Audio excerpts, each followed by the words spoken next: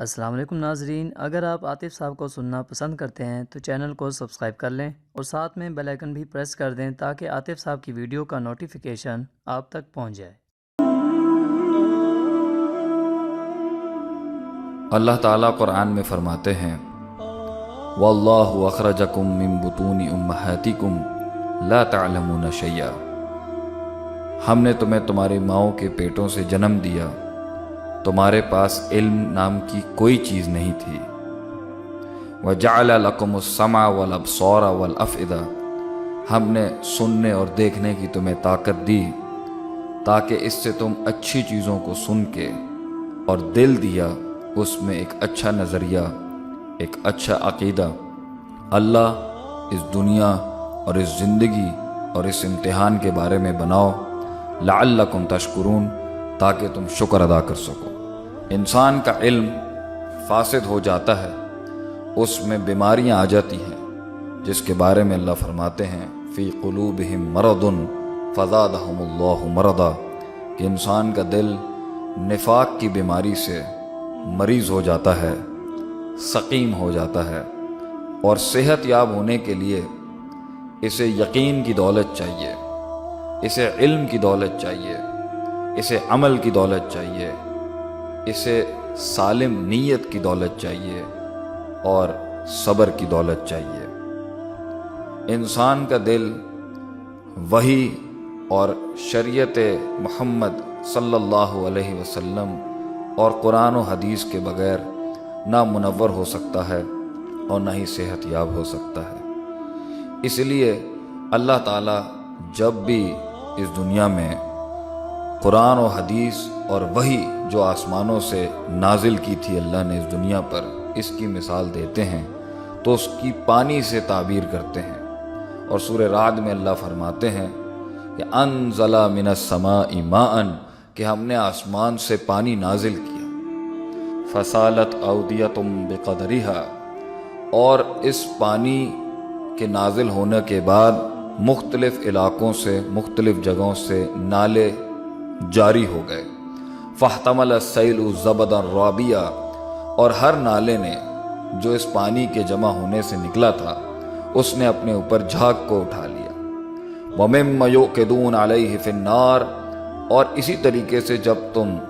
سونے کو پانی میں پکاتے ہو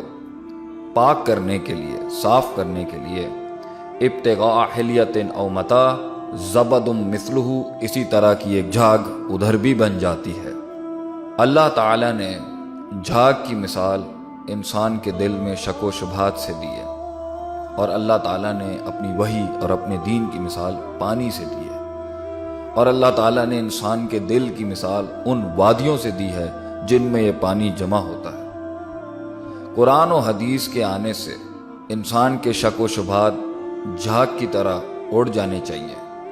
لیکن اکثر لوگوں کے ہاں یہ بیماریاں قائم رہتی ہیں، کیونکہ انہیں اللہ کے دین پر، اللہ کے احکام پر اور اس کے وعدوں پر یقین نہیں ہوتا۔ آگے اللہ فرماتے ہیں کذالک یضرب اللہ الحق والباطل، حق ایسا ہی ہوتا ہے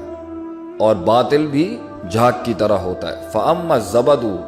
فَيَذْهَبُ جُفَاءً، تو جو شک شبہات ہوتے ہیں انہیں تو ہوائیں اٹھا کے ادھر ادھر پھینک دیتی ہیں،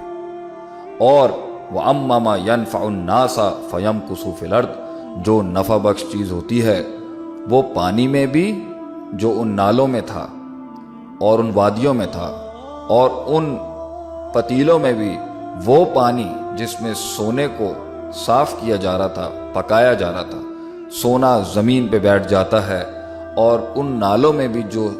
لوگوں کے فائدے کی چیز ہوتی ہے وہ زمین میں بیٹھ جاتی ہے، اور اس سے لوگ بھی فائدہ اٹھاتے ہیں، اور اس سونے سے لوگ بھی فائدہ اٹھاتے ہیں۔ ایمان ایسا ہی ہوتا ہے، اللہ کی ذات پر یقین، آخرت پر یقین، اور دین پر یقین، اور کتاب اللہ پر یقین ایسا ہی نفع بخش ہوتا ہے، وہ انسان کے دل میں بھی بیٹھ جاتا ہے، اس سے انسان بھی فائدہ اٹھاتا ہے اور دوسری مخلوق بھی۔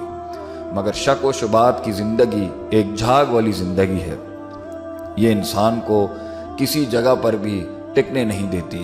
جس طرح جھاگ اٹھا کے ہوائیں ادھر ادھر پھینک دیتی ہیں، انسان بھی تکلیفوں مصائب میں اور پریشانیوں میں شک و شبہات کی وجہ سے کبھی ادھر ہوتا ہے اور کبھی ادھر ہوتا ہے۔ کذالک یضرب اللہ الامثال، اللہ ایسے مثالیں بیان کرتا ہے انسان کو سمجھانے کے لیے۔ اللہ تعالیٰ کی ذات پر کامل یقین، اس کے دین کے اوپر کامل یقین، صراط مستقیم پر کامل یقین، اللہ سے ملاقات پر کامل یقین ہی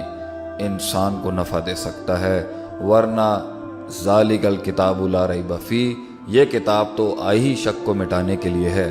اگر شک و شبہات انسان کے دل میں ہوں گے، اس دل کو کبھی اطمینان نہیں ہوگا، وہ جھاگ کی طرح اڑا دیا جائے گا، پریشانیوں میں کسی جگہ پر قرار نہیں پا سکے گا۔